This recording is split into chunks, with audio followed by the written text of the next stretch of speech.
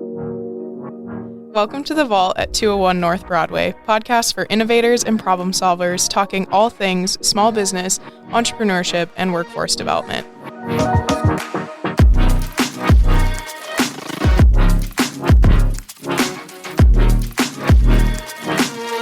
We are so excited for our guest today.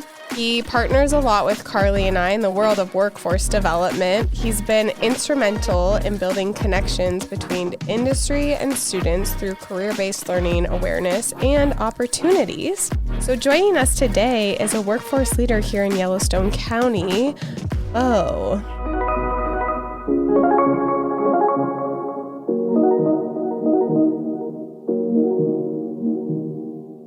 Thank you to the Small Business Development Center for sponsoring The Vault at 201 North Broadway. The Small Business Development Center provides free one-on-one counseling, business plan assistance, market research, financial projection assistance, and more to small businesses.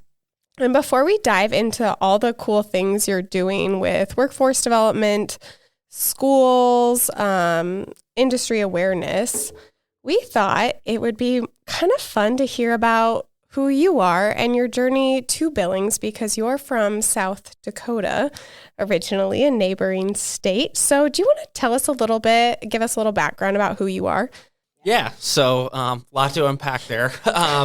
So South Dakota. I am from South Dakota. I grew up, lived there the first 25 years of my life. I'm kind of from all over in South Dakota. I started off, kind of we divide as South Dakotans it into two separate sections. Like Montana. So the Missouri River runs north-south pretty much and splits the state in half. And so the saying in South Dakota is, are you from East River or are you from West River? And that means, I'm from east of the Missouri River. And there's kind of two, and they're very different, like culturally, there's just a different vibe to the people from either side of the state. So I am mostly from East River. I was born East River near Mitchell.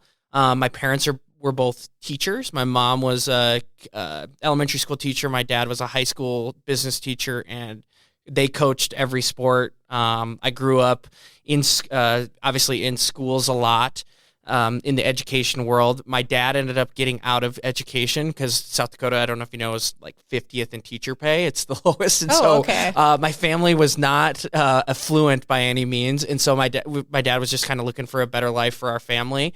And so he ended up getting into nursing home administration. And so that kind of took us all over the state of South Dakota. I lived in Belfouche for a while, which is very near Montana, which is West River. And then I ended up in Beersford, which is the East River again. And then Elk Point was where I graduated high school. And it's southeast corner it's basically in the corner, Nebraska, South Dakota, and Iowa meets. It's about 15 minutes from each that point. And then I ended up going to the University of South Dakota for both undergrad and grad school. I wanted to be a lawyer, ended up taking the LSAT, getting into law school, and had an advisor talk me out of it because she was basically like, why are you doing this? What do you want to do with your life? And I was like, I don't know. It's just always kind of been the plan. I was told I should be a lawyer, and I was political science on that track all the way through college. Ended up taking like a gap year, I guess, and doing some internships in the legislature, did some politics stuff. Hated that. Just didn't like the politics side of things.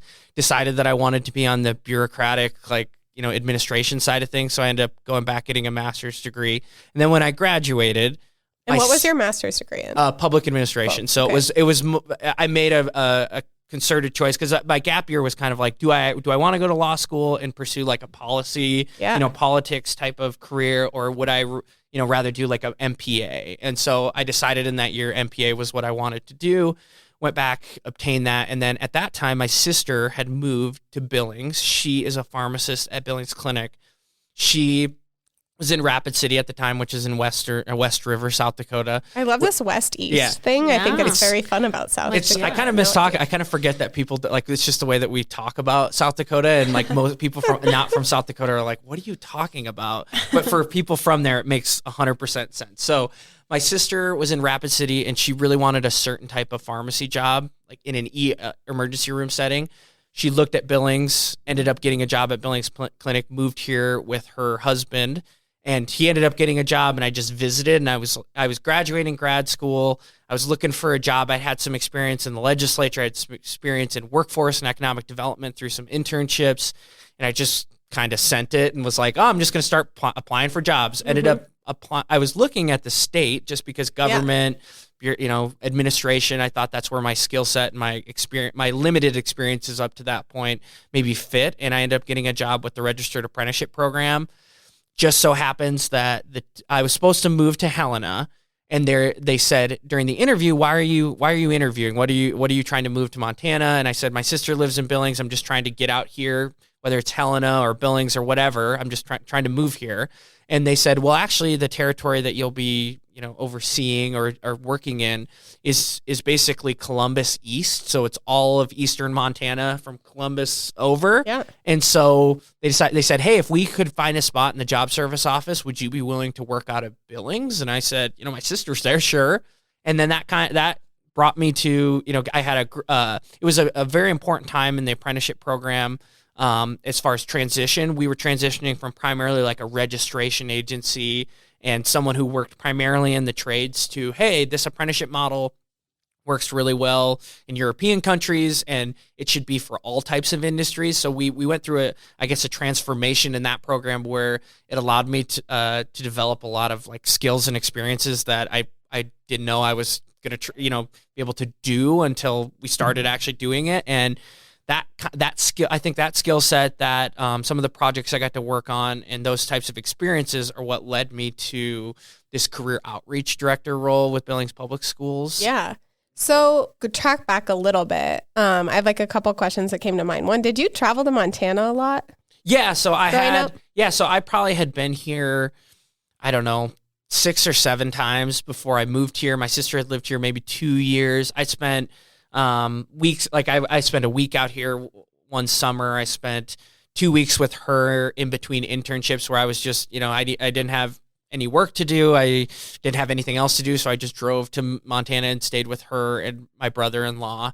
And so I'd spent quite a bit of time in Billings for someone who was just visiting. And that's where, I had a friend who lived in Bozeman. I got to see a lot of, this side of the state. And it was enough like home that I felt like, okay, I can make this transition. It wasn't a huge culture shock, but it has a lot of things that South Dakota doesn't in sense of like outdoor activities. It's, it's nothing wrong with the cornfield farm communities that I grew up in, but, an hour away from the Corn Palace. Yeah. Let's not discredit that. Which my grandma lives in Mitchell, so I know all about the Corn Palace. But it really was a good fit as far as like what I was looking for, as well as like it had enough familiarity to home that it was an easy transition. Yeah. And then with your job as with the apprenticeship piece, you'd said Eastern Montana. So I'm guessing you did a lot of travel and relationship building with that role. How was that? So I was so my territory, like it was very wide. It was all the way the High Line, all the way over to, Bainville, Sydney area, Medicine Lake, I bet Scobie, all of those communities. I spent a lot of time in hotels in Miles City, in Glendive, and Sydney, and Glasgow, and, everywhere in between. So that was, the cool part is that for a lot of people that would move here, that's not the part of the state that is like really attractive on its face. But I got to travel there. I got to see Makoshika. I got to see, it's Badlandsy, just like, South Dakota has Badlands National Park. So it was a beautiful part of the state that I don't know if I would have explored as much if I wouldn't have had that opportunity. Yeah. And then I transitioned to a statewide role with with that program, where I got to see even more of the western side of the state. So honestly, in my couple, 3-4 years with that program, I got to see almost every corner of Montana. Mm-hmm. And so it was just that part of the job was a great benefit to me just personally, as being able to see this state. And then all those connections, I'm sure you've built statewide. Yeah, it's crazy. I mean, it's funny. I was in Glendive one day and I was talking to a coworker who worked in the Flathead, and I realized I was closer to my friend who I was talking to in Minneapolis distance-wise than I was to my coworker in Kalispell. So it's also like this state is just so diverse, and like it's so big that there's so many different pockets of like culture and people and how they look at things and lifestyle and all of that, that it was just, it was a really cool experience to see all of that. I think you need to print out a map of Montana and just like highlight every road you've been on. You probably cover almost the entire thing. I think the south of Missoula-ish area, like in Dillon, like that area, I think those are the two areas I have spent the least amount of time, but everywhere else I've probably been on a highway traveling from. I had a job with the tribal colleges, which are not like located really around populated areas. So you're taken back, to get from Chief Dullknife to, Wolf Point. That's you're going to take some interesting, some interesting highways along that way. Maybe no service. Yeah. So you did that job for a few years. What led you to the job you currently have?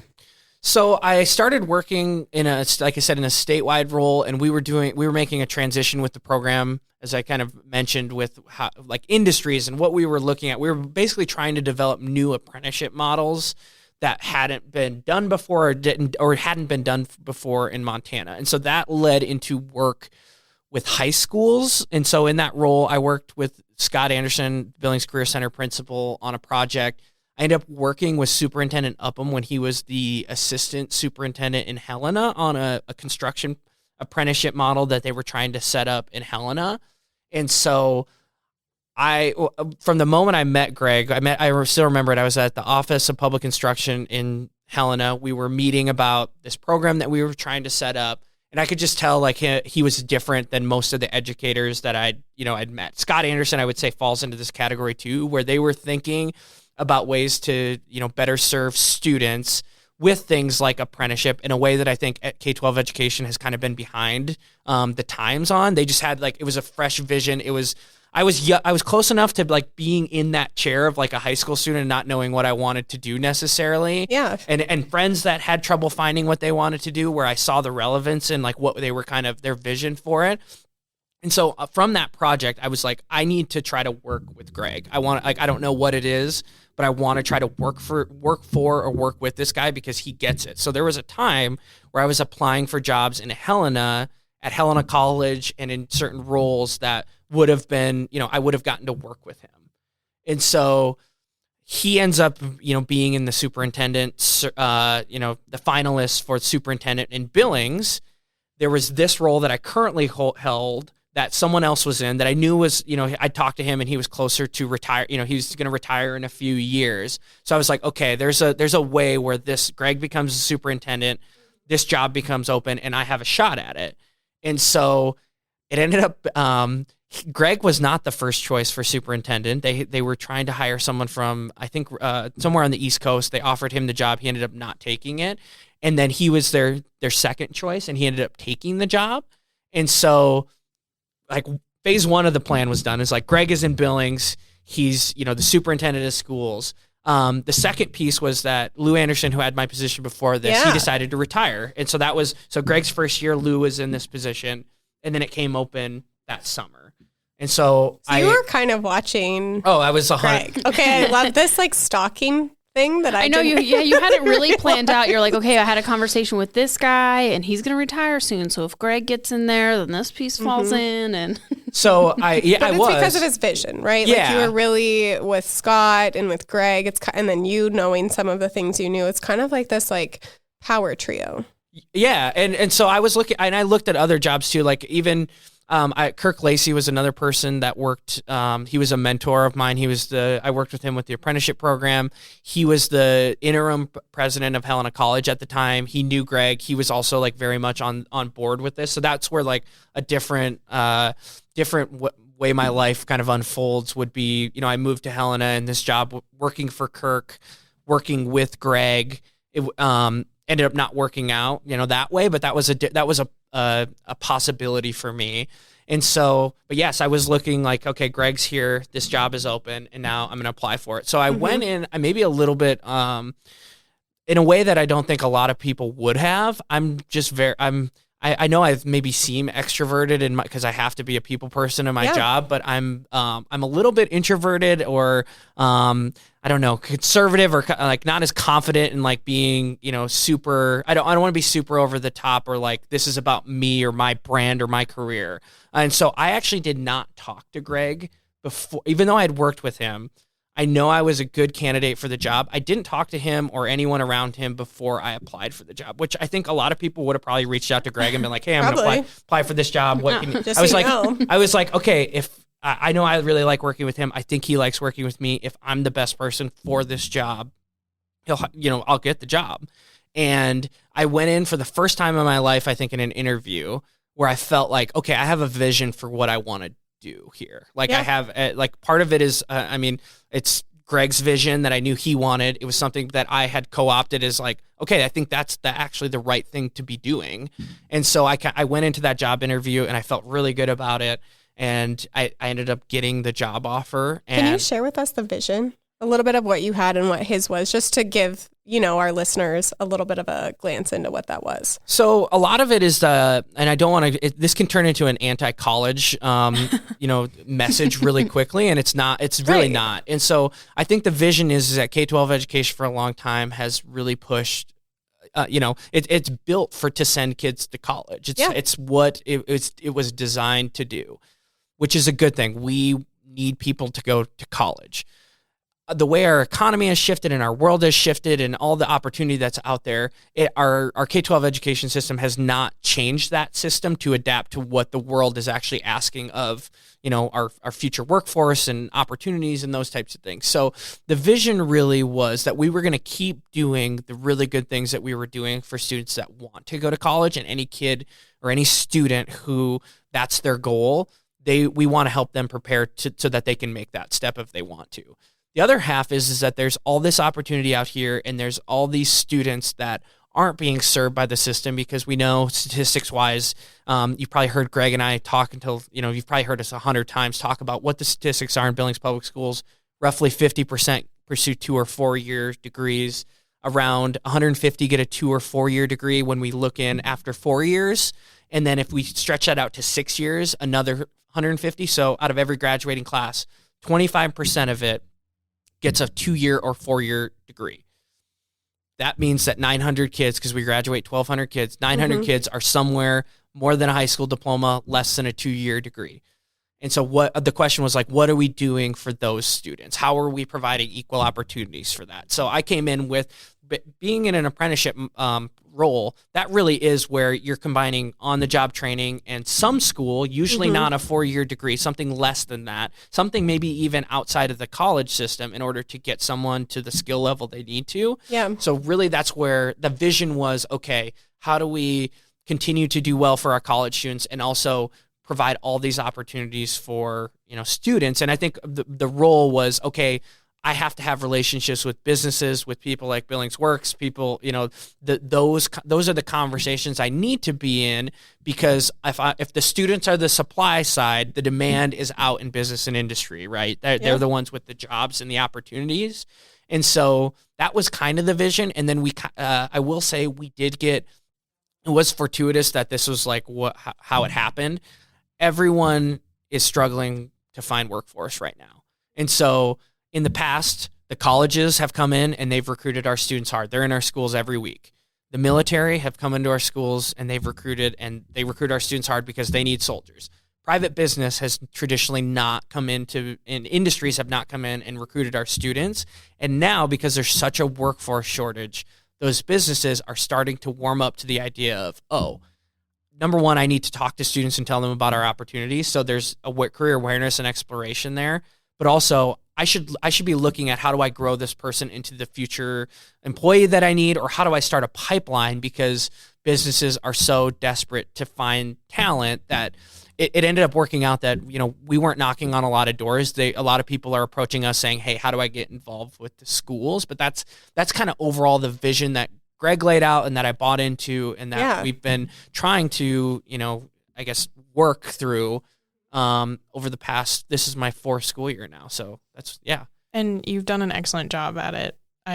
You guys are incredible. The work you do at SD2. And congratulations.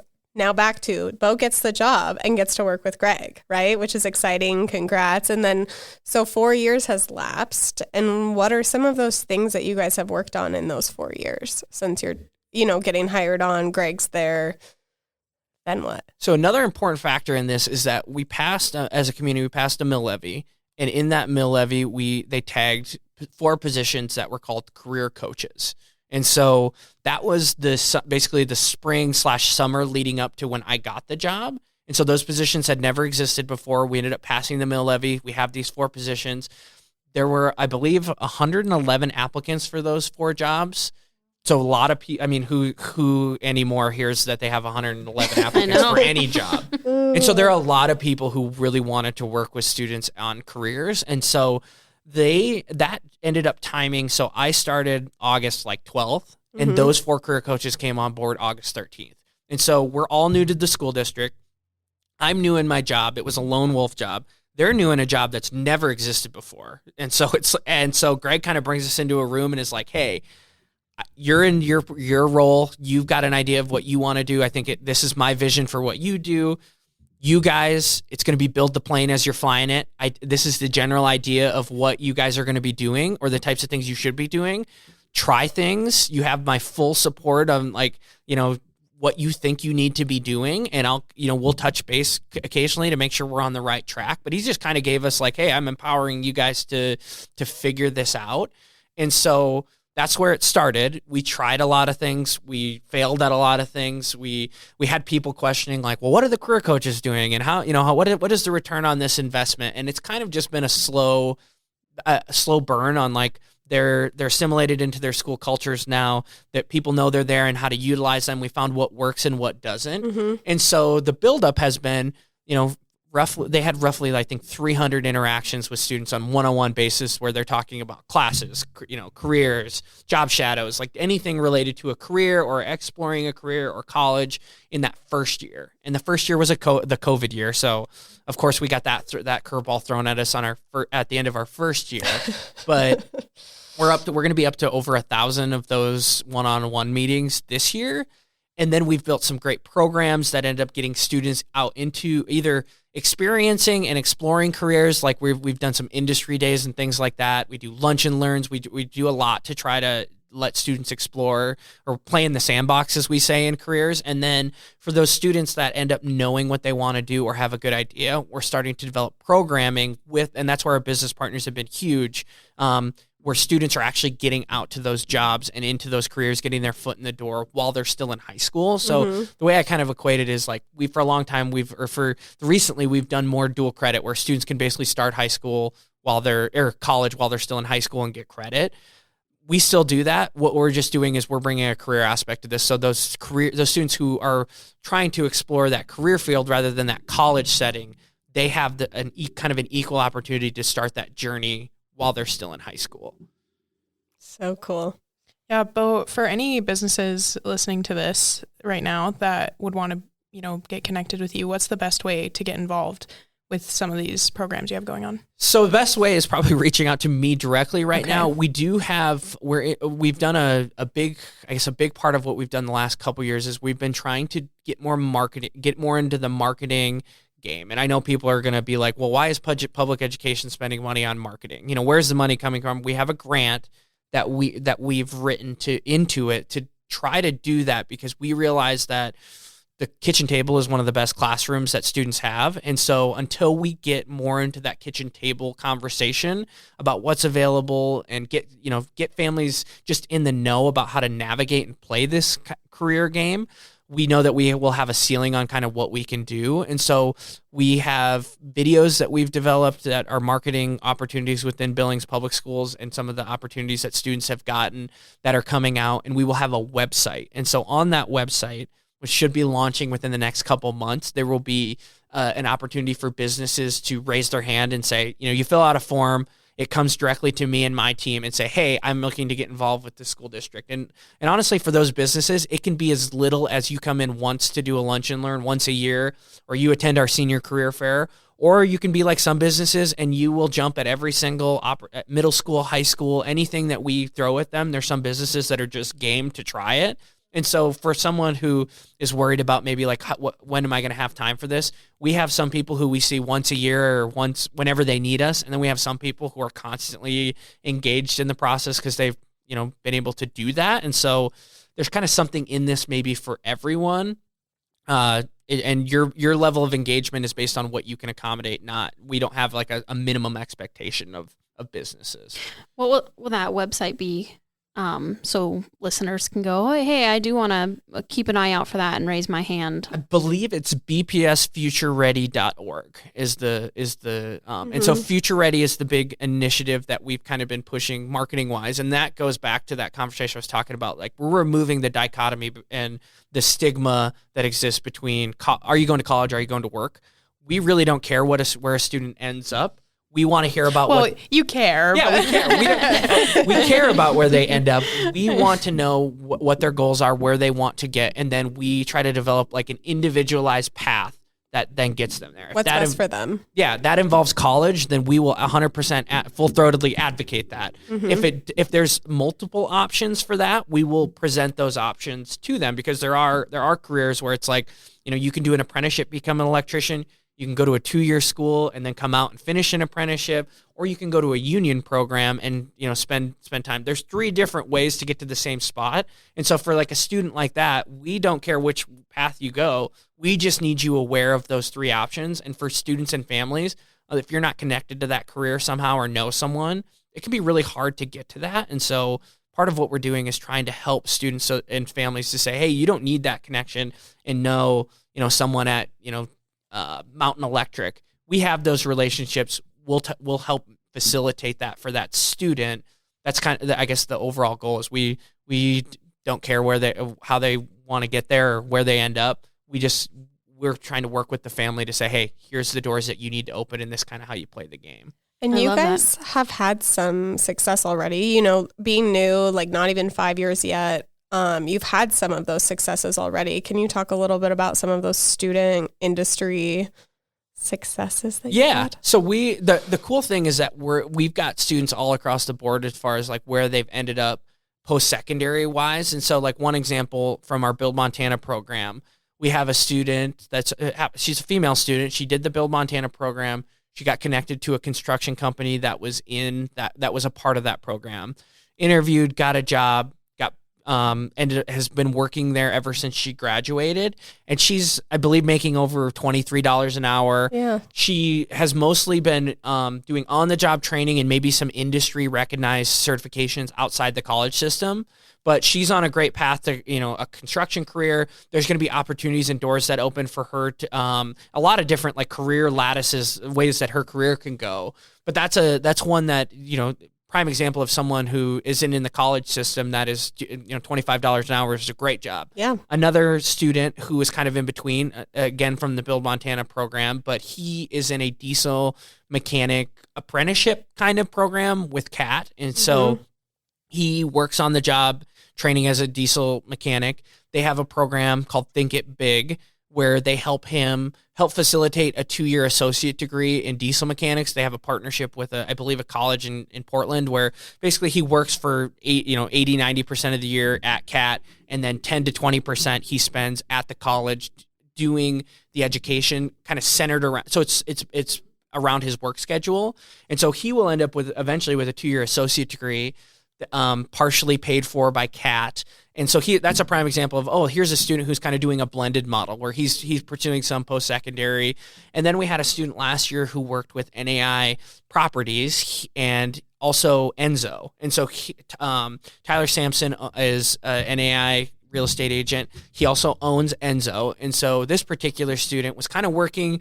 So he got credit to go out and work with Tyler during the day, do commercial real estate stuff, opening up properties for clients and doing walkthroughs and learning that. He ended up taking his commercial real estate exam right after he graduated. And I believe he's passed now. And so he has his real estate exam. He was working at Enzo for like and he was doing a lot of the management stuff for Tyler at night. So that's after school, getting that background. And then he ended up he's now at MSUB pursuing a marketing degree, but he has all of this marketing experience. He knows real estate now. He has a real estate license.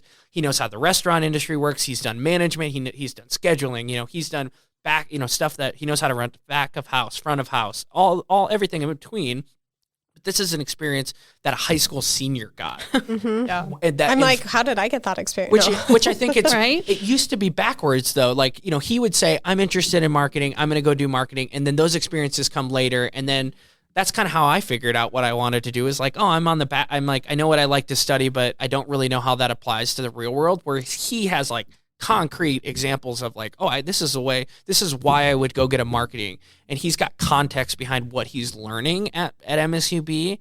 And so that's like a prime example of like, this is not an anti-college message. That student has a ton of experience, skills, networking connections that he's going to take in his career. And those classes are going to make way more sense. I swear, your senior year of college, like everything just like clicks so much differently after you've done an internship. Exactly. And so that's where like those are prime examples of students who have what we call success stories. And, it's all across the spectrum. And the last thing I'll say about those, because we have other ones too, is that the students, we were worried when we started doing this because we're like, these are 16, 17, 18-year-old kids. They're barely adults or not quite to full maturity and all those types of things.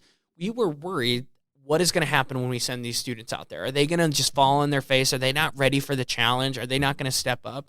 And we've largely avoided most of that. I mean, obviously it happens here and there, but most students have really succeeded, excelled, been professional, liked what they did. Businesses have nothing but good things to say about them. And our theory is it's because students are getting to choose what they want to do and life is not choosing them. Mm-hmm. There's a lot of students when they leave us that their networking or the opportunities that they have are limited to what mom and dad and their family and people can kind of get them. And so there's a lot of students that are in that like not going to college, demographic that their life is choosing them in a little bit. It's what your family can provide to you as opportunities. And some people end up obviously making it, having great lives, great careers. But a lot of people feel like, well, this isn't what I love to do. This is not what I'm passionate about. I didn't get to really choose this. This is just was what available to me. And there can be a lot of like dissatisfaction and resentment that comes from that. And so our theory is that because students are getting to raise their hand and say like, oh, this is what I'm interested in, help me get there, that they're succeeding a lot more and much more like invested in it just because they're getting to choose rather than feeling like, oh, this is just all I had available. Mm-hmm.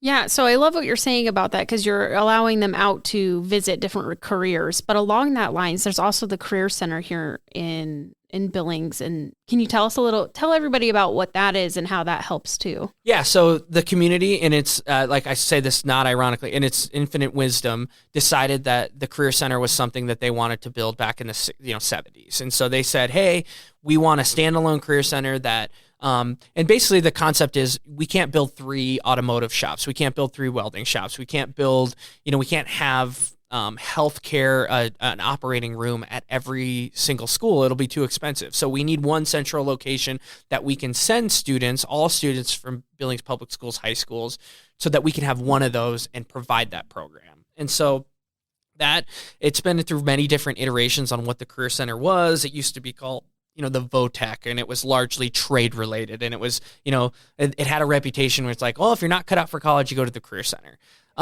In its, later iterations, it's been careers, all across the board. There are still, our trade programs are very strong there, but there's, a lot of college bound. We have engineering program, graphic arts, we have health sciences.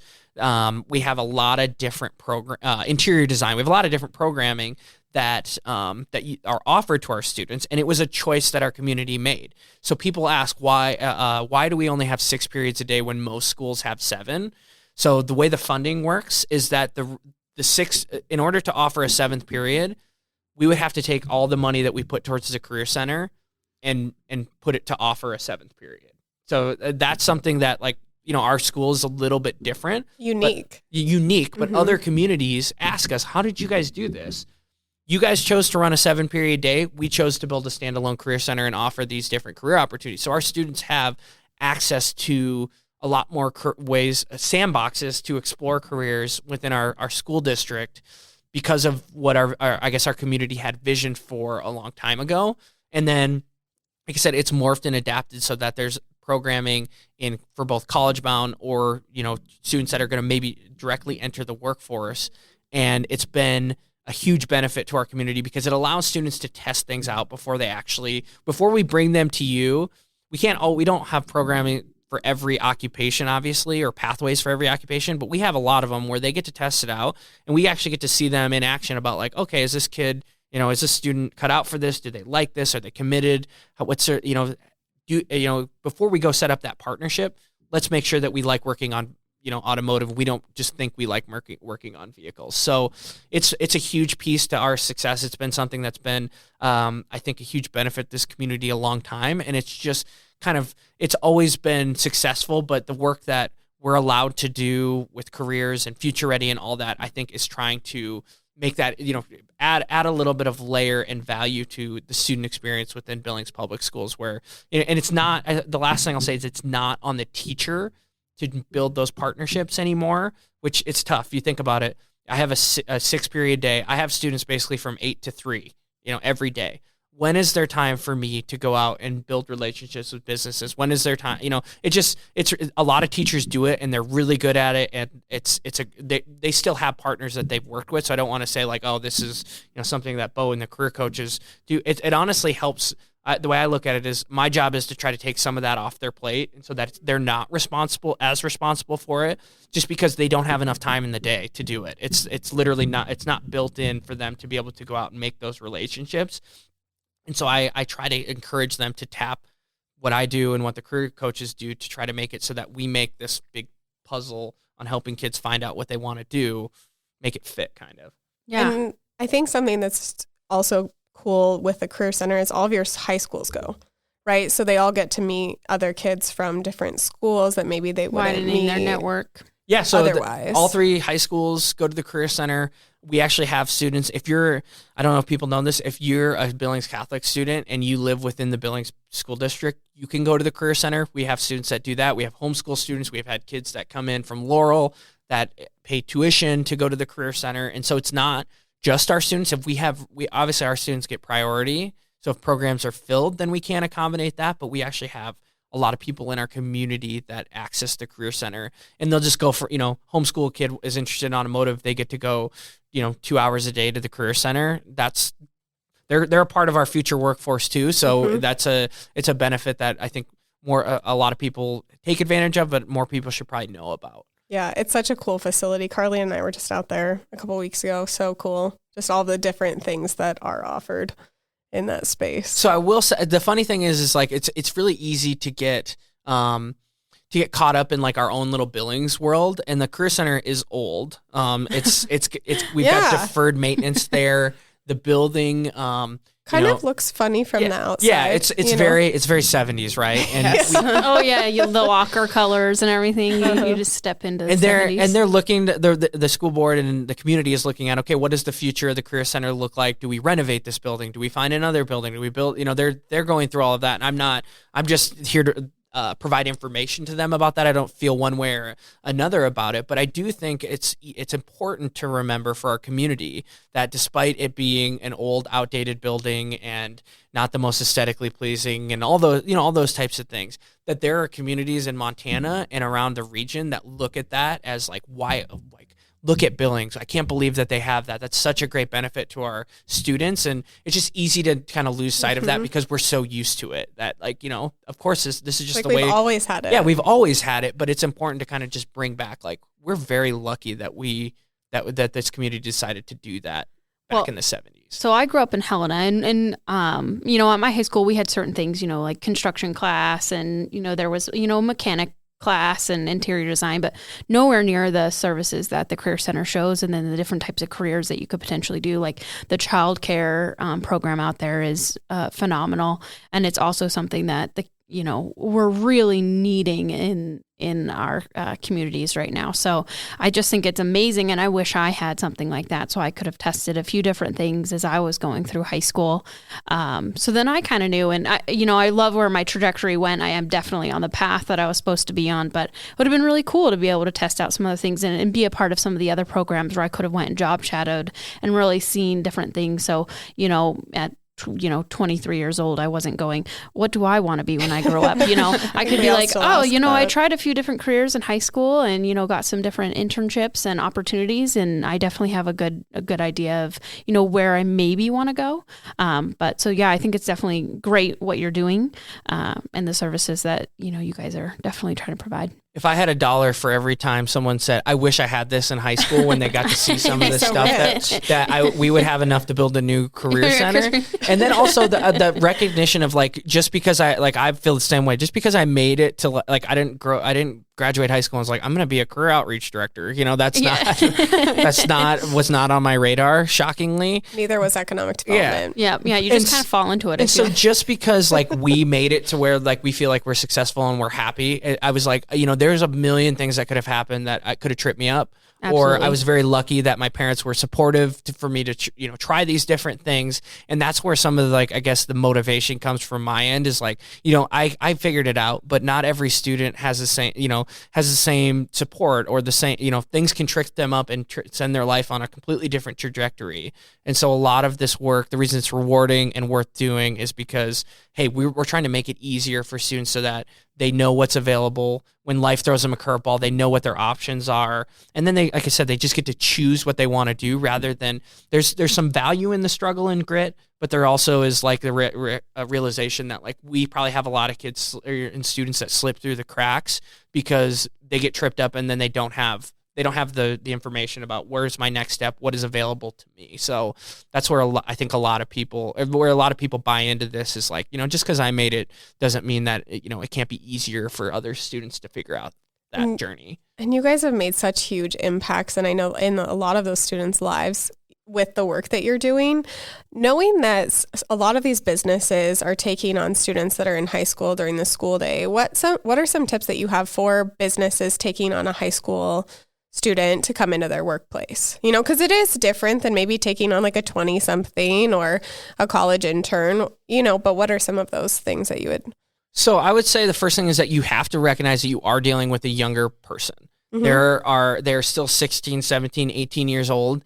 A breakup with a significant other can be a big time event in their life, and it doesn't mean that they're just going to need a different. You have to have a different level of support for them. I think there's a misconception that we should be kind of fighting against with the younger generation on they don't want to work or they have these different expectations of us and what they want out of work.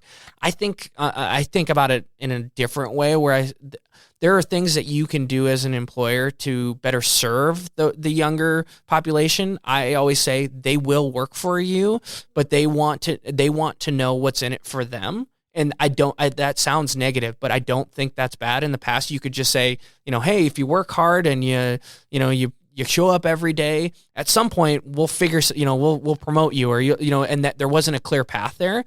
I think a lot of people have seen that that's not always a guarantee anymore with their own careers. And so the younger generation is asking us, okay, what do I need to do to grow here? And it doesn't mean that they expect to become the supervisor after a year, but they want to know what the pathway looks like to grow their career. And so you have to think about this generation a little bit differently in the sense that they will work for you, but you need to properly motivate them. And one of the ways that you can do that is just telling them, hey,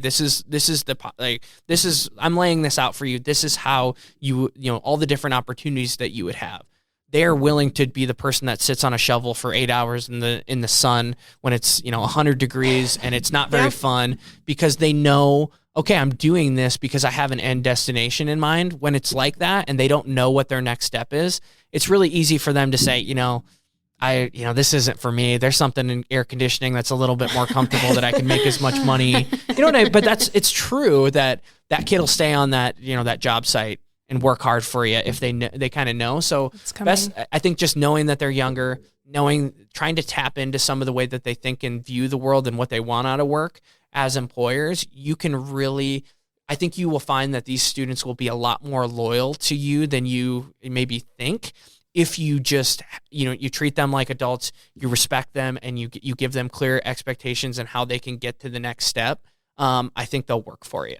Yeah, not to reiterate what you just said, Bo, but I think it's super powerful to go back and mention that there is a lot of that talk now that like younger generation doesn't want to work, and they're all like lazy and they just want to be like YouTubers and which is still a job, but I think like you said, the important thing is they want to work differently. It's not the same as it's always been, and these younger generations have just been more like vocal about it, I guess, and so as employers, stop saying like they don't want to work.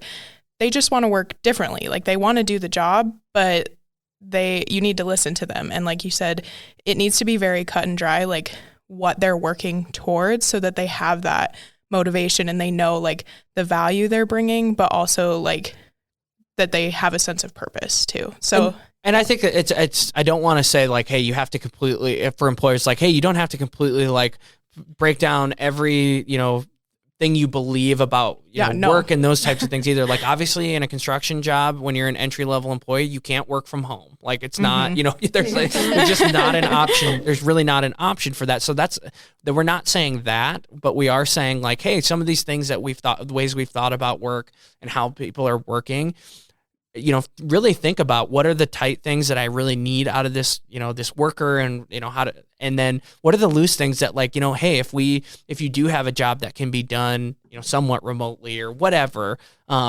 thinking about those types of things, like I said, I think that you'll be surprised at how hard these people, they don't work any less hard than previous generations. They've grown up in a different world and have different expectations. And rather than rail against the reality of that, I think we just have to figure out how to best, work with them. Where to meet them. Yeah, where to meet them. And right now, the employers that are doing that work are so much further ahead of the curves than the ones that are sitting around complaining about it. Yes. I know that's very direct, but I'm telling you, there are businesses and that are getting ahead of this game and understand that and have broken down some of those like long held beliefs that they have about the way that they're working. And they're the ones that are starting to see the return on investment of like, oh, we have employees that, not only do they take the job, they stick around and they're loyal to us and they'll work for us for a long time. I think just being on that, you want to be on the front end of that rather than, on the tail end. Yeah. And in today's workforce, everyone's looking for jobs. So it's so easy for someone to just be like, I'm going somewhere else. If this isn't working, bye. It's rather than, I think it's really, and it gets really hard because you're running a business. It's, you're trying to keep the lights on. Yes. You're trying to support your workforce. Like you don't want to lay off people. These are, people have livelihoods and families right. and things, obligations that so I totally get it from a business listening to this and saying, hey, you don't know how hard it is. I recognize that, but I think that, making some of these changes and trying to adapt and be on the front end of some of it rather than, scratching your head and saying, I don't know what the problem is.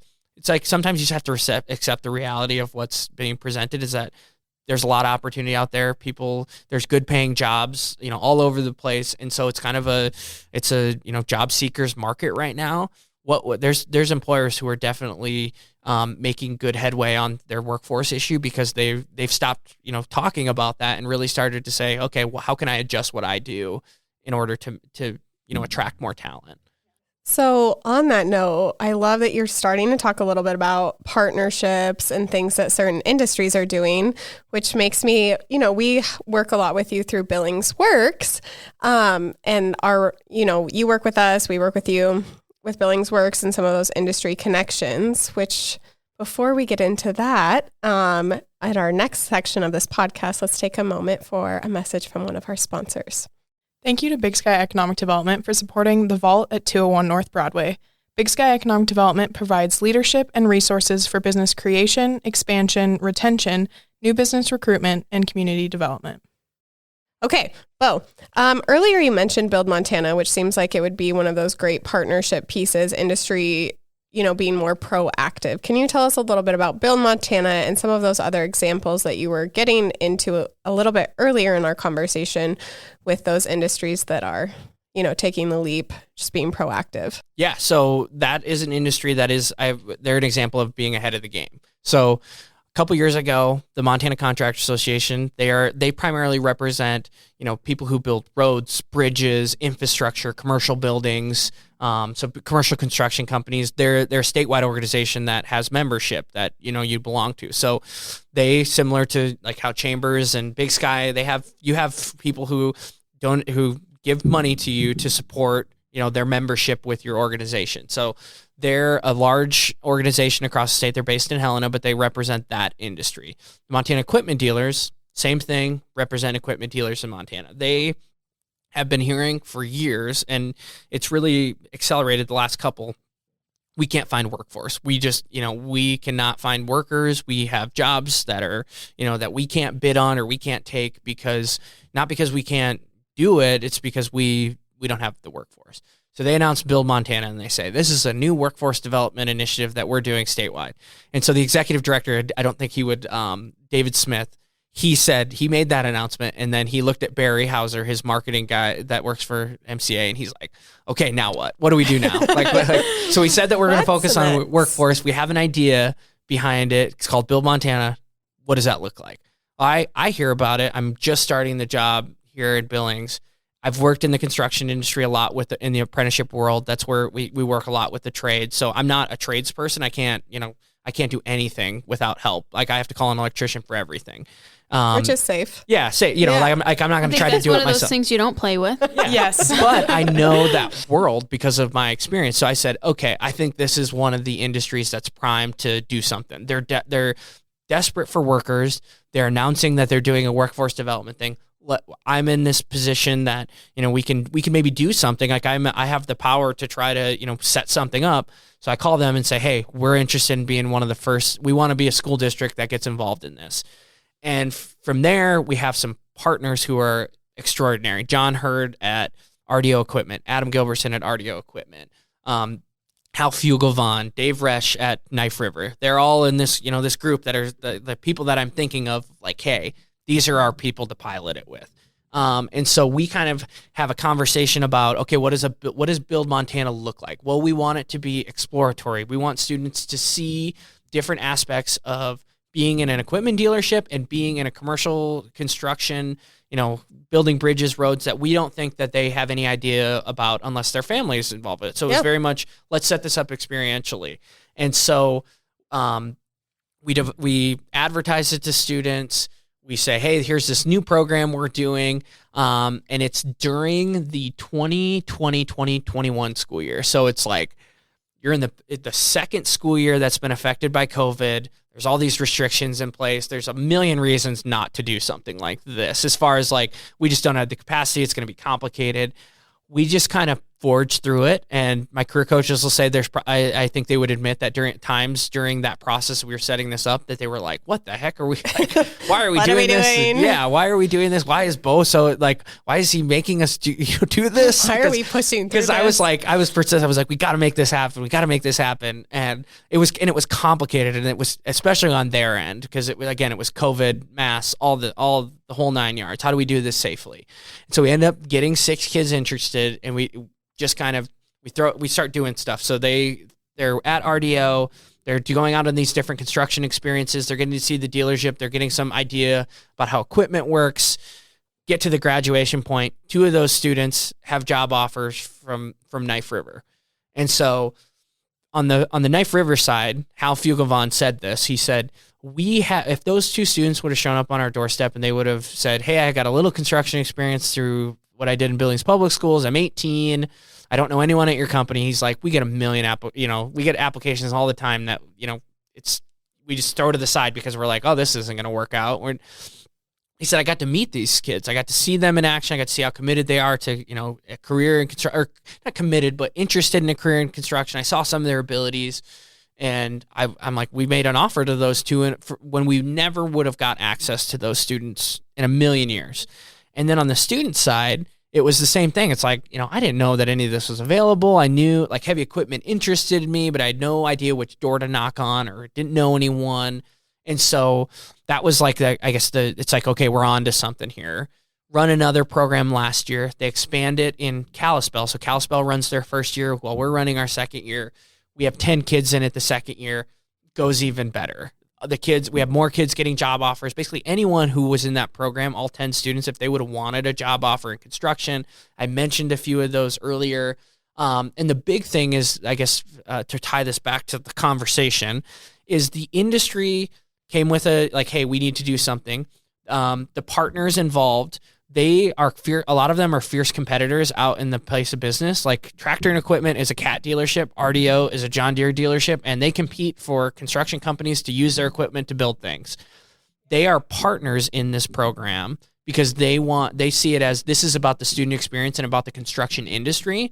If 10 students, one of them decides to work for Cat, another one might decide to work for RDO, and 2 other ones might decide to work for Cop Construction. It's really about showing them what's available and then playing a numbers game with them and hoping that, hey, one of these students might be interested in what we do after we show them, all that's possible. And so that's, I think, as far as industry goes, that's one that has done something that they weren't comfortable with or they've ever done before. They were willing to work with the younger student. They were willing to work together as competitors. They were looking at what's the greatest good for the greatest all. If we just have more people in the industry, a give first mentality is definitely, we've talked about it before. When you go into something going, I'm just here for the betterment, and not in here for what can this do for me, it makes a huge difference on your outcomes. And so that's the concept, and that's the formula that's worked. And so that's where I say, hey, here's an industry that's not comfortable working with young people, not comfortable working with competitors, that basically said, we got to do something differently. And we found a formula and that works. And the one thing I'm really happy, this is the 3rd year. And so now we have 8 students this year. So we went from 10 to 8, which is, we want students that want to be there. We're okay with those numbers. But there's 3 students from Lockwood and 1 from Huntley Project that are participating in the program this year too. And so it's expanding the reach to other schools to have access to, this program was piloted by Billings Public Schools, but it's not just for Billings Public Schools students. And that's where it's like, hey, everyone around this circle is in it for the students. And the funny part is that all of them that have participated, all the businesses, they've gotten a student now, or that, like, someone who's interested. There's one that's working at RDO. There's one that's working at Tractor Equipment. There's 2 that ended up, I think, at COP, and a 3rd one that is maybe still trying to. And then there's 2 that ended up at Knife River. Everyone's seen, like, hey, if we take this approach and we're not trying to just like grab kids, say like, hey, work for me. We're just saying like, hey, what are you interested in?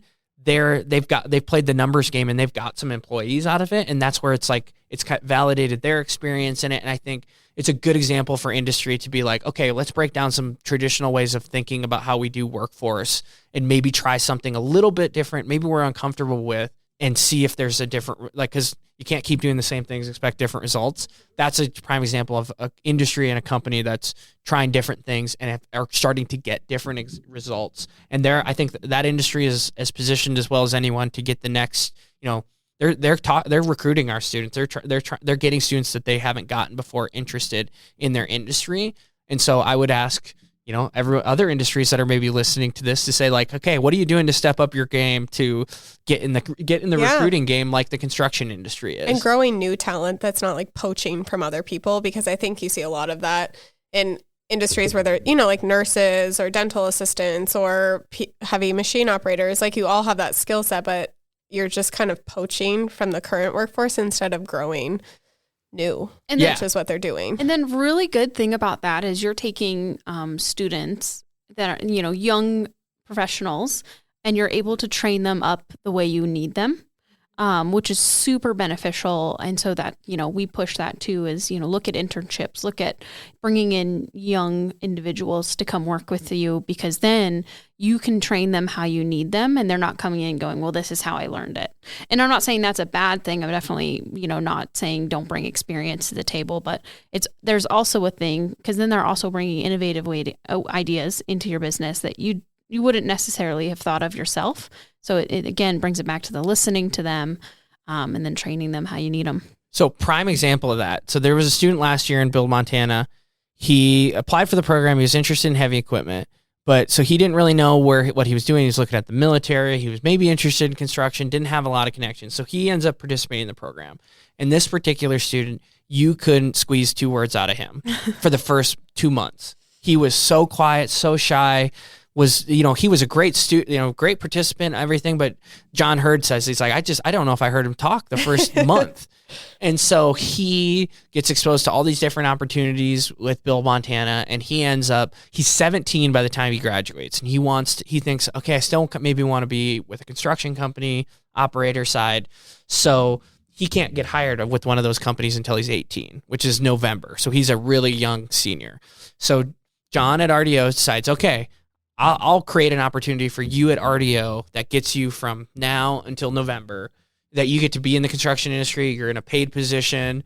You'll work here.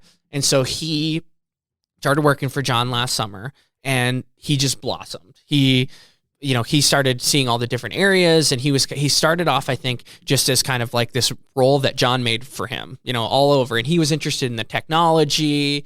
And so comes November, and he decides, hey, I kind of like the path we're on here at RDO. I thought I wanted to be an operator. I thought I wanted to do this, but I kind of like what we're doing now. And so now, as of, late January, he is working with their sales team, which when you think that he didn't talk with two, equipment sales is hard. Yeah. He didn't say two words to anyone this first month of the Bill Montana experience. And now he's he's in a sales role, and he's their yard coordinator. So he still gets to operate all the machines. He's kind of the person that knows where everything's at, what inventory they have. He'll go put it on a trailer. So he gets to still jump in and, do some of the stuff that he was interested in, but it's in a role that's we're serving a customer. It's a prime example of you can't if you would have grabbed onto that student and tried to make him an operator right away, you would have been doing him a disservice based on where he ended up, because he just needed to, he needed to kind of see and experience it. And his career went off on a completely different trajectory because of that. And that's like you said, you just can't, you have to grow, you have to think about growing people. And then when their plans change, opening up the doors that they want. And there's a positive example of what you could, you can get if you have that mindset with your employees. Yeah, it just makes me think, when you give someone maybe, like you said, a different experience or opportunity, you never know what that will help them grow into. Yeah, what they'll latch on to. And yeah. And John is so great and really involved, which I think he's just a great person to, that we've been talking about, because he is giving first. He is being proactive and trying to help with that, the whole industry of needing more workers in the trades and in construction and heavy machinery. I think the catalyst that made John such a big part of this was that he had spent time in education before. And so he was in the trades, but he also spent time on the education side. But the thing that I think has been, again, rewarding part of this work is intrinsically as educators, you get the satisfaction in your job is this. It's that. It's helping students. You're helping them learn English. You're helping them do this. You're helping them, critically think. That's why people get into teaching and why they find it rewarding. What I'm seeing with some of the stuff with business and industry for non-educators is they're getting that same itch that our teachers get scratched while working with these young students. They're feeling that sense of, hey, I'm helping this kid figure it out, and opening up opportunities to them. And even if it's they leave my company, they're still that's what's best for them, and they're starting to get that satisfaction. And so that's, again, thinking about it a little bit different. You maybe be surprised at how rewarding that can be, even if it ends up where it's oh, they only worked for us for 2 years or whatever. 2 years you had an employee you didn't have before. The amount of pride and how proud you are of that person in their journey. I think a lot of our businesses who ended up having students or getting students, and then they went on to something else, they still root for them, and they're happy that they got to be a part of that journey. And so that's, I think, something not to discount either, is that they're getting that satisfaction that educators traditionally get in their roles as business people. And it's been awesome to see that. When you get to help others, it's just nice to see other people succeeding. And even if you were just a little piece of that puzzle of them being successful, it is a really rewarding feeling. Yes. So this has been such a fun, great conversation with you, Bill. You're doing such great work in Yellowstone County, and we're very thankful to have you in Montana. It's fun to learn about the law school thing. I didn't know that about you, but it's like a fun little tidbit. And the South Dakota information we learned today. Yeah, West. East River. If you ever talk to someone, just ask them. East River. Those are the things I miss. I miss East River, West River. I miss hearing someone's from some town, and I probably know someone. We can like do the Kevin Bacon thing where we probably know mutual people. It's one thing I don't have in Montana. When you talk about 2 Dot, I don't have any reference. I don't. Yeah, it's Gobi. I'm like, oh, I've been through there once. I did. So I do. Now you know the Bakers. Yes, but exactly. I'm working on it, and I don't think I'm moving back to South Dakota ever. So yeah, you guys are stuck with me. You're truly better off in Billings. Yes, I am. So, what's one thing you've been talking about? So many great things that you guys are working on. What's something you're most looking forward to within this next year and a half? So the Future Ready thing, the initiative, I think I'm really excited about, because it's really about getting information to households to be able to make better decisions about all the goals that we have. It's really weeks, months, years of work on this marketing piece that we're finally getting to like show the public and work on and grow, and we'll continue to do. So like we're going to continue to use grant funds to, create even more communication with the household to be able to do that. I'm interested in trying to find other Build Montana type programs and partners. I think it's been a great model. It's not going to look the same in every industry. Some are going to be paid. Some of them are going to be more experiential. Some of them are going to be small. Some of them might be bigger. It depends on the industry, and but I really want to try to take that model that we've been successful with and duplicate that. And then I think just the shift in K-12 education and how we're thinking about careers. I think since my time when I started with the apprenticeship program, it's already night and day different about how we think about that. And I think the tide is starting to shift on that college for all mindset into a healthier balance between, okay, college for those who want to go, and then here are all the other awesome opportunities, and really focusing on like, let's just get students to the right opportunities rather than say like, you need to do this to be successful. There's so many different formulas for that. So I think just that shift in tides of like how we think about things it will really make this work a lot easier, I think. Yeah, that's exciting. There's a lot of great things in the queue for you. Yeah, I'm excited. We always like to end our episode with some quick fire questions. Okay. So yeah, you can start sweating now. They're really hard. What's your go-to coffee order? I am just any type of cold brew, like high caffeine. I don't like, I don't mind having like flavors and stuff, but I drink coffee black. I just love the taste of coffee, which I know people are going to be like, that's a weirdo move, but, no, and I do it year round. Cold brew year round. Year round. Okay. I love it. What's one thing you'd go back and tell your younger self? What would I tell my younger self? There's a lot of things. I don't regret a lot about my younger self. Like, I think there's a lot of things that I screwed up or did that I was like, oh, I needed to do that to, as a part of my journey. I think being so focused on like grades and those types of things and like not realizing what matters. It's important to be a good student, but it was also like, I was so focused on being a good student that I think I didn't learn a lot, if that makes any sense. Absolutely. Like my family, we call it like you eat, it's like you eat something, you eat in all the information, and then you just throw it up on the test, and then it's gone. Like, I totally relate to that. Yeah. Like it's gone, and it's not like, you're not trying to like nourish your body. You're not eating to nourish, where it's like I'm retaining this knowledge. Mm-hmm. It's like literally I'm just doing it to get a good grade on the test, and then it's gone, and I don't learn anything from it. I totally it. relate to that. And so I think that's the biggest thing, and I think that's something our students struggle with a lot too, especially our high achieving students. Is like it's on the grades. It's not about the learning. And once I realized that, I think I became a lot smarter. You know what I mean? Like, I think you retain I things grew as a differently. person. I actually learned things rather than just got good grades.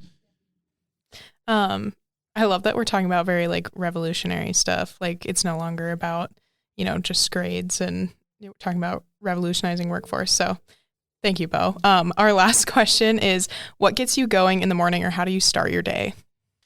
I don't know if some people are like shower at night people. I'm a shower in the morning person. It's like the shot in the face that I need. I am unable to let my dog out without going into my garage. I have to go through my garage and then let her out the back door that way. And so during the winter months, it is a real like wake up. First thing you do is you walk outside and it's 10 degrees in your garage. It's a good way to get myself going. So I need coffee, shower, a shot like that, and it just really wakes me up. And I am a morning person, so I'm a psycho in that way too. So, do you take cold showers? Occasionally, I have recently, especially if I work out in the morning, and I need to like cool my body temperature down, so I'm not like just getting dressed and sweating the rest of the day. I've been hearing a lot on like it really changes your life if you take a 3-minute cold shower in the morning. So now the cold tubs. I've seen a million cold tubs. Can't do that. I do a cold shower. The polar plunge. I'm waiting out the results. I'm thinking it's like a fad right now, but I'm also I'm watching attentively to see like, oh, is this something that is gonna like remember float tanks? Remember how everyone was doing the float tanks, and it seems like I don't see a lot about float tanks anymore. So like I don't know if that was like, I'm not saying it wasn't beneficial, but it wasn't something that could last. I'm waiting on the cold tub to see if there's actually like, hey, is this something that's going to be here? Or is this something that people are just like, it's just a trend. Yeah, trend. Yeah. All right. Well, thank you so much, Bo, for joining us on this episode. I've loved our conversation. Thanks, Bo. Thank you for I talked a lot, so I apologize. No, we hope you get some more hands raised. And some businesses are willing to take a risky step for a great reward. Absolutely. Thanks so much. Thanks. Appreciate it. And if you enjoyed listening to this episode, please subscribe and share with a friend.